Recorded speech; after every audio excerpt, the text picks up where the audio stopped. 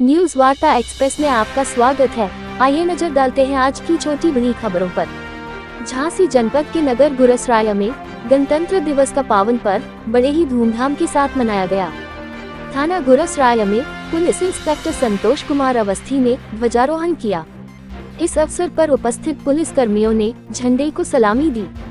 कार्यक्रम को संबोधित करते हुए पुलिस इंस्पेक्टर संतोष कुमार अवस्थी ने कहा कि देश को स्वतंत्र कराने के लिए तमाम वीर बलिदानियों ने अपनी कुर्बानी दी, तब कहीं जाकर हमें यह आजादी मिली। उन्होंने कहा कि क्रांतिकारियों की त्याग एवं तपस्या को कभी भुलाया नहीं जा सकता है। इस अवसर पर उप निरीक्षक रमाकांत सिंह, अंकित पवार, सरोतम सिंह, हेड मुहर्रर, जितेंद्र दोहरे, दीपू सिंह, सुधांशु यादव, अनिशा राजपूत, पवन कुमार, धर्मेंद्र द्विवेदी, अशोक कुमार, ऋषि कुमार, राम भजन, महेश कुमार, सुशील कुमार, विवेक वर्मा, रवीश कुमार आदि सिपाही मौजूद रहे। वहीं सेवानिवृत्त पुलिस इंस्पेक्टर राजाराम तिवारी एवं पुलिस इंस्पेक्टर संतोष कुमार अवस्थी के द्वारा चौकीदारों को कमल वितरण किए गए। न्यूज वार्ता एक्सप्रेस के लिए चीफ एडिटर सुखदेव व्यास की खास रिपोर्ट। प्रभारी निरीक्षक, उप निरीक्षकगण, उपस्थित परेड के जवान, गणमान्य अतिथिगण, आज हम लोग 64वां गणतंत्र दिवस मनाने के लिए एकत्रित हुए। आज ही के दिन बाबा साहब भीमराव अम्बेडकर द्वारा रचित पवित्र ग्रंथ भारतीय संविधान एक अंगीकृत किया गया था। संविधान में हर वर्ग समुदाय के मौलिक अधिकार, मौलिक कर्तव्य निहित हैं। सभी समुदायों को आप अपने अपने अनुसार समता, समानता, धार्मिक स्वतंत्रता कर जीने का अधिकार है। इनके ब्रजपाल सिंह ग्राम इंडी से हैं। ये अभी हमारे चौकीदार नियुक्त नहीं है, लेकिन बहुत मेहनत और लगन से कार्य करते हैं।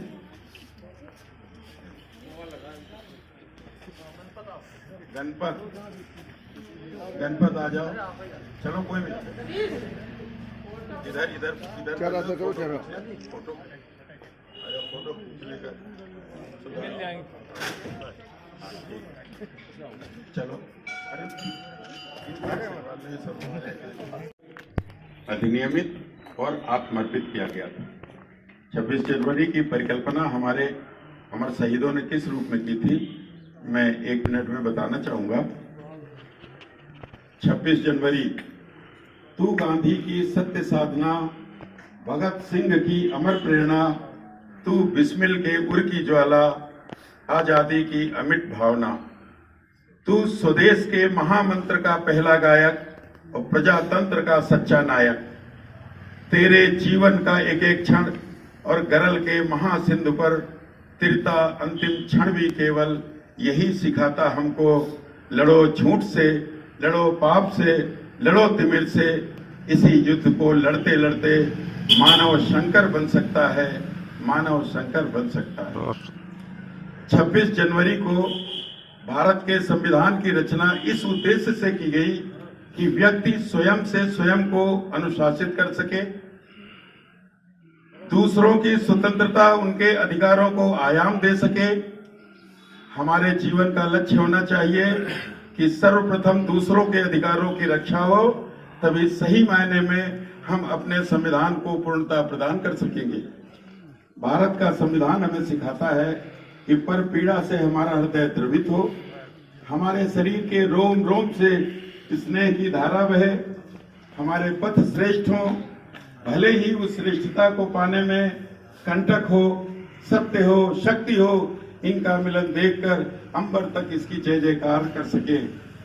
बुद्ध, महावीर, नानक, राम, कृष्ण, परशुराम, महात्मा गांधी, पंडित जवाहरलाल नेहरू, लाल बहादुर शास्त्री, सुभाष चंद्र बोस, सरदार पटेल, भगत सिंह, चंद्रशेखर आजाद, मदन लाल धींगरा, खुदीराम बोस, अरविंदो घोष, बिरसा मुंडे, वीरांगना महारानी लक्ष्मीबाई, अब्दुल कलाम आजाद, खान अब्दुल्ला गफ्फार खान, राजगुरु, सुखदेव थापर, राम प्रसाद बिस्मिल, बाल गंगाधर तिलक, बहुत लंबी लिस्ट है, मैं जिनका नाम नहीं ले पाया, वे भी हमारे देश के लिए, हमारे लिए उतने ही पूजनीय हैं। मैं उन सब के चरणों में नमन करता हूं। हमें उनके भावों का विस्तार करना है। हमारे महापुरुषों की संदेशना है कि भारत के पास प्रचुर खाद्य हो, हमारा स्तर ऊंचा हो, दिव्य ज्ञान, शुभ चिंतन हो, पापों का समन हो, ताप का समन हो, शांति और प्रेम से भरा हर मानव का जीवन हो। लेकिन मंजिल अभी दूर है। मंजिल तक पहुंचने के लिए हमें अपने पथ से प्रेम करना होगा। स्वर्णिम भारत लाने के लिए हमें अपनी सोई हुई चेतना को जागृत करना होगा। लेकिन अब वह दिन दूर नहीं जब हमारा भारत विश्व गुरु बनकर सत्य शिव सुंदर की स्थापना करते हुए व्यक्ति से व्यक्ति के संबंध, व्यक्ति का इस पूरी पृथ्वी के साथ संबंध, व्यक्ति का भगवान के साथ संबंध इतना मधुर, इतना अलौकिक, प्रेमपूर्ण, खुशहाली से भर उठेगा, जिसे ऋषियों की वाणी में, वेदों की ऋचाओं में मुक्ति कहा गया है, परिपूर्णता कहा गया है, अनलह कहा गया है। इतना दिव्य होगा हमारा भारत। इसी संकल्प के साथ आज से हमारी सोच सिर्फ स्वर्णिम भारत का स्वप्न देखेगी। आइंस्टीन ने कहा था, कल्पना हमारे ज्ञान से अधिक शक्तिशाली होती है। जब भी कि हम कोई भी निर्माण दो बार में होता है, सर्वप्रथम हमारे विचारों में और दूसरी बार यथार्थ में। जब भी हम किसी स्वप्न को शिद्दत से चाहते हैं तो ब्रह्मांड की सारी शक्तियां उसके निर्माण में लग जाती हैं। जिस देश में, जिस समाज में जातिवाद होगा, ईर्ष्या होगी, द्वेष होगा, वहां नफरत बढ़ेगी और जन्म लेंगे दुर्योधन, जो द्रौपदी का चीरहरण करेंगे और नपुंसक अहंकार का प्रदर्शन होगा। भावनात्मक, संवेदनात्मक प्रश्नों के हल राजनैतिक बंजर भूमि पर नहीं लेने चाहिए। मुल्क की मरती हुई संवेदनाओं को बचाना होगा। हमें ताजों के लिए समर्पण गीत नहीं गाने। आज हमें संकल्प लेना होगा कि लोकतंत्र के मंदिर के शिखर के कलश को उतंग शिखर पर ले जाना है। हम अपने बलिदानियों का कर्ज खाए बैठे हैं, वो कर्ज उतारना हमारा फर्ज है। हमें बिना किसी भेदभाव के एक साथ मिलकर के सबको रहना है। जाति, धर्म, ईर्ष्या, द्वेष, इनको मिटा करके एक दूसरे के साथ देश की रक्षा में आगे बढ़ना है।